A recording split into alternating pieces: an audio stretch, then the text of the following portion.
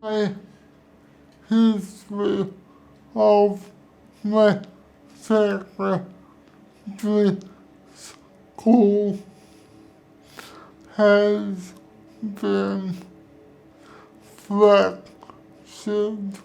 This is my belief.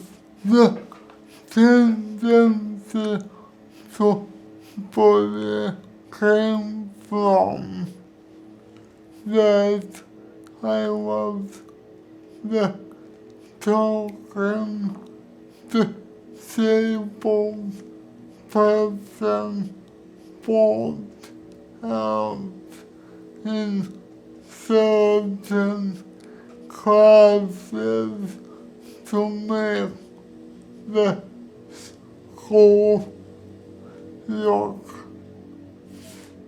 inclusive, but really what they were doing was highlighting the difference. I believe had I been more able to mix with the students on a regular basis to normalize myself.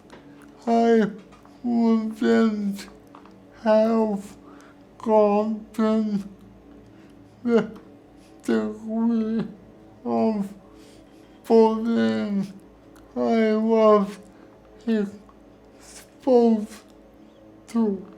I was in a head support center. They never had a person like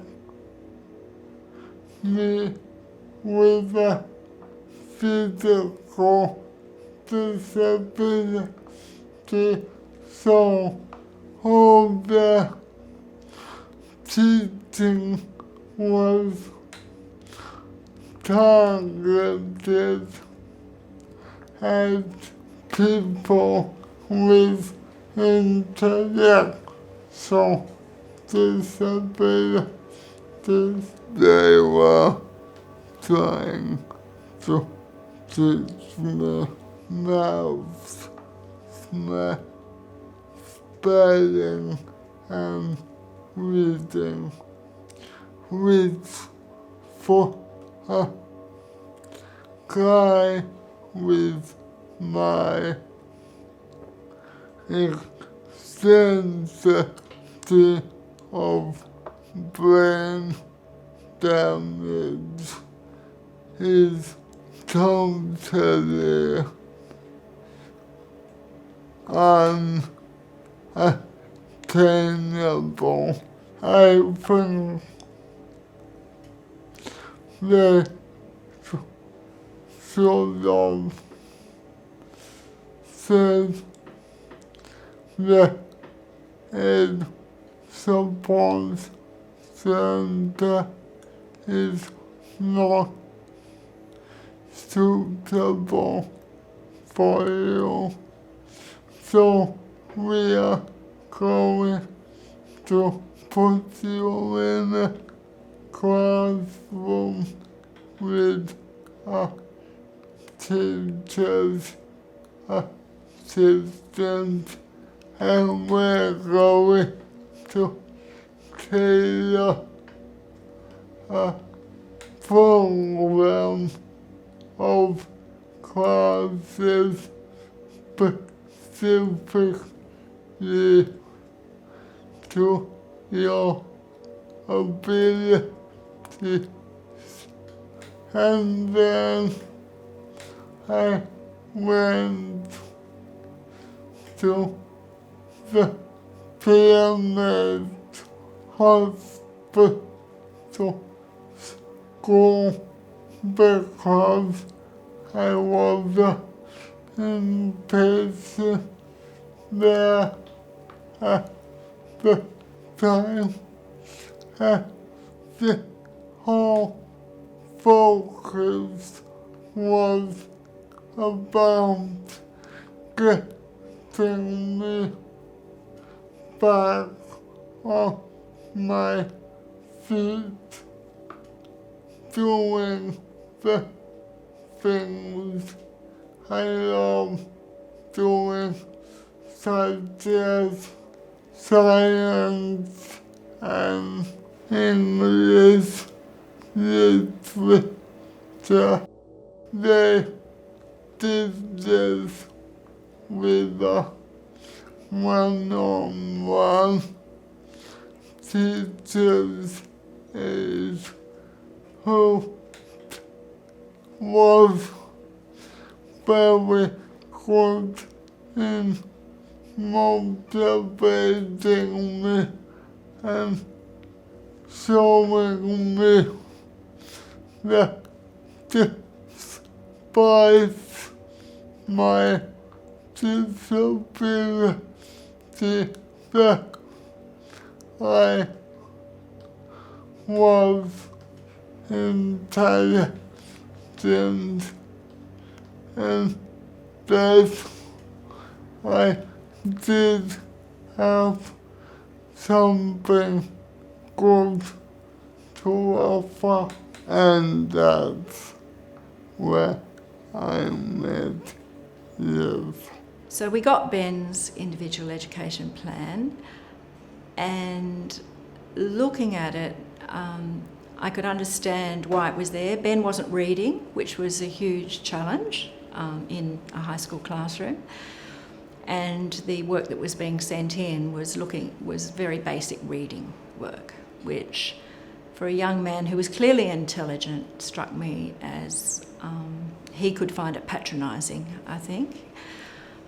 So I was in the privileged position of working within a setting where we worked with the hospital team as well. So I spoke to one of the consultants and asked, you know, he's an intelligent young man and he's not reading yet. Is there a reason for that?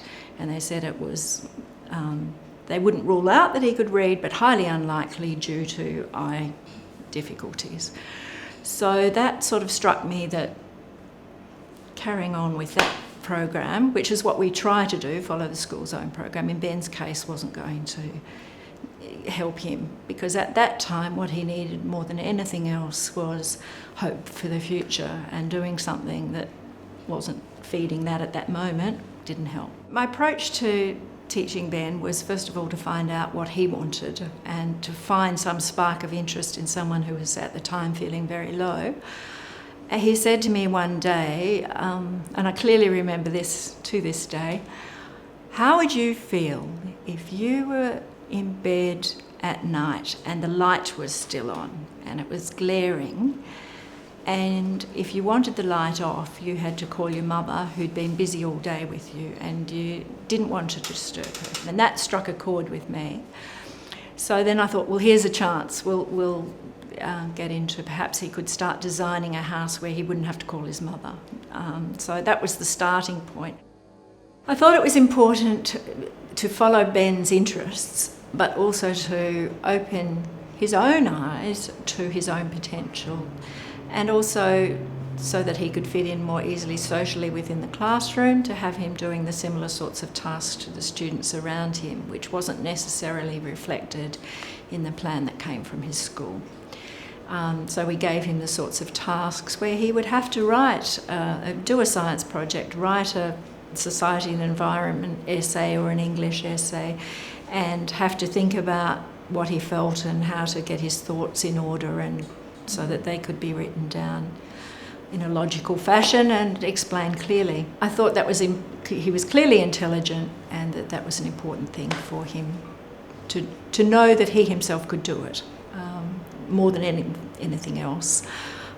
It wasn't the end product of what was produced, it was the process of learning that he could do it and how to go about it. The thing that bothered me the most was Ben's social isolation in the classroom. I felt that because Ben's speech was slower, the other kids wouldn't listen. And they were completely missing the point that there was a very intelligent, perceptive young man there that they weren't able to relate to. My view of education is that you're trying to give any person what they need to lead a meaningful, fulfilling life. And for a highly academic kid, as there were in that classroom, kids who wanted to be doctors, they were head down doing their work to pass their WACE exams. But there were lots of others who, for reason of, injury, illness or trauma, had lost their way. And so what they needed to have was to have their horizons broadened and to see that there was hope, that there was a first step, and to have some success. That was a very important part of it, to let them experience a little bit of success, because often they felt so down and hopeless, really. Whereas if they experienced a bit of success, they were then willing to take the next step. It's wonderful to see where Ben is now. As I say, our little project that we worked on in the hospital school was a home where he could live independently, and to see him living here now in this lovely home is just wonderful. And I was really touched when I got the Facebook message where he said he'd been working on the panel looking at institutional abuse, because I always felt that Ben had so much to offer. His perceptiveness of things that went on around him in the classroom, very sharp intellect, and to see that it's being used, and also determination. I mean, I admire him so much in terms of where he's come from and what he's overcome. It's just fantastic, and I think he's got a lot more to offer in the future, and I hope he gets the opportunity to do it. I think they broaden my horizons without focusing on what I can't achieve. I remember talking to Liz once, and she said, if you can't read or you can't do maths, we're not going to focus on that. We're going to focus on what you can do. Emotionally, I came from a place of hopelessness, anxiety, and depression.